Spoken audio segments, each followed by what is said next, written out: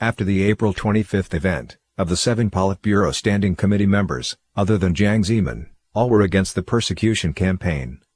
Jiang Zemin figured that everybody had a weakness, and everybody could be bribed. As long as one was firmly in control of state power, anything could be done.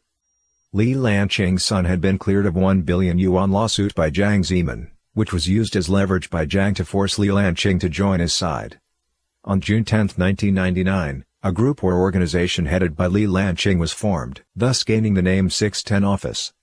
The 610 Office is in every sense of the term a legal organization. There are no legal basis for either its formation or its existence. It's the same as the CCP Central Committee Leadership Group, as it was called, that came about during the Cultural Revolution. The only purpose of 610 Office was to bypass the law, bypass the normal examination of approval funds and personnel, and mobilize the entire country's means of suppression to persecute Falun Gong. The illegal organization's head was none other than Jiang Zemin. All of its orders were given in secret by Jiang, who feared to leave evidence of his doings. When he sent out orders through the office, he never signed his name. Orders such as beating Falun Gong followers to death is to be labeled as suicide, then cremate them without identifying the bodies, destroy their reputation, cut them off financially, eradicate them physically. On July 19, Jiang gave the order to carry out the suppression. Over 10,000 police with guns fully loaded entered Beijing, while the military stationed outside the city went into red alert. On July 20, Jiang gave orders to carry out arrests throughout the country. All those deemed key Falun Gong members were either arrested or taken from their homes for interrogations by the CCP. On July 29, Jiang even tried to extradite Falun Gong's founder Mr. Li Hongzhi to China through Interpol. The move was denied outright. Jiang thus ordered the destructions of all Falun Gong books, audios, video materials, and other paraphernalia. He also gave orders that any website that might carry true stories and information about Falun Gong be blocked. Thus the only information on Falun Gong that people could obtain was from the state-run media, which were fully controlled by Jiang. Newspapers, magazines, broadcast stations and TV channels everywhere were put into high gear, carrying a litany of articles and programs that smeared and slandered Falun Gong and its founder Mr. Li Hongzhi. Almost everyone was coerced into following the government and supporting the persecution. And the propaganda was broadcast and printed in every corner of the country. Jiang made use of Hong Kong media which had been paid off to malign Falun Gong. For example, Liu Changle, CEO of the Hong Kong-based Phoenix Satellite Television, is an undercover agent, under the Joint Chief of Staff of the People's Liberation Army.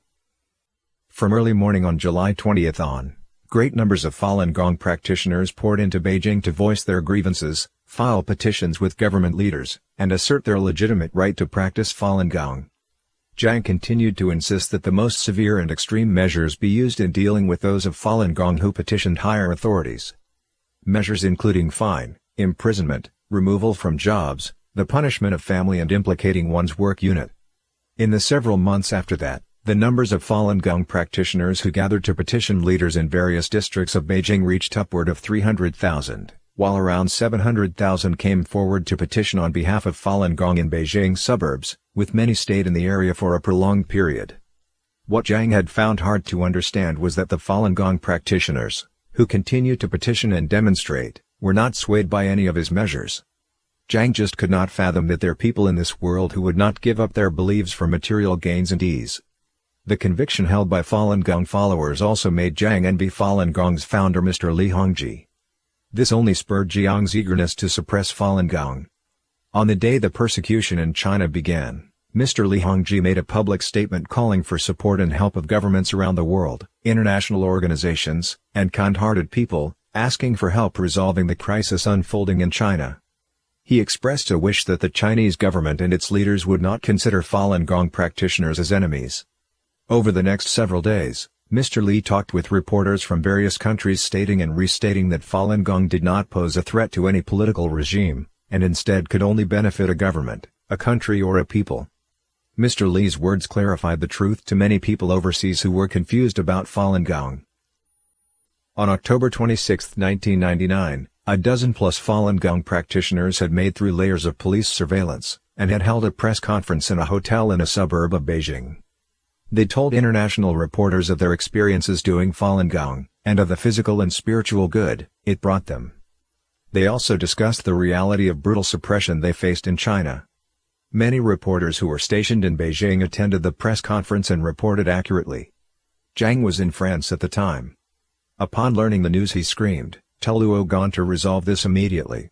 Round up all of the Falun Gong practitioners who attended the conference and have them killed. I refuse to believe that we cannot finish Falun Gong."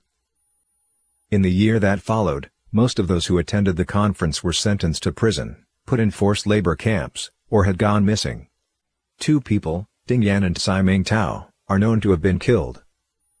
Governments of the free world and human rights organizations responded promptly. Between July and December of 1999, many statements were made strongly condemning the CCP's campaign, a campaign that violated human rights and freedom, and calling for the release of the jailed and detained victims. Statements were made by the Canadian government, the World Federation of the United Nations Association, and the Senate and House of Representatives of both Australia and the United States. In 2001, Asia Week announced that Mr. Lee was the most influential figure in Asia in that year. Asia Week stated that even facing the CCP's forced suppression, the influence of Falun Gong continued to steadily increase. Even though Mr. Li Hongji made fewer public appearances, he was still deeply respected and supported by Falun Gong practitioners. Jiang Zemin's envy and hatred only grew deeper.